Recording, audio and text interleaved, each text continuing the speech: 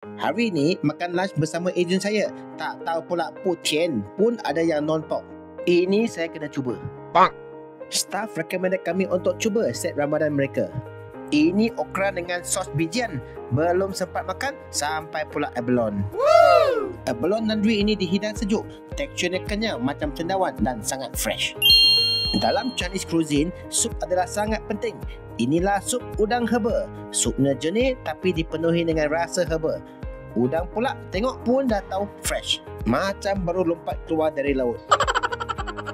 Main course kami, sweet and sour chicken, stir fried scallop dengan sos truffle dan seafood fried rice.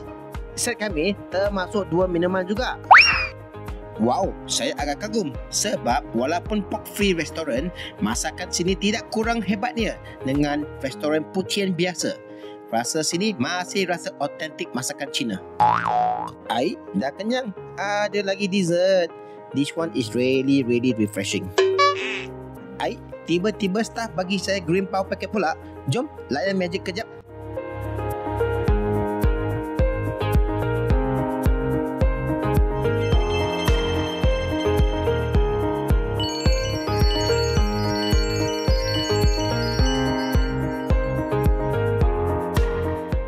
Akhir kata, makanan sedap. Harga pun kena pada tempat dan kualitinya.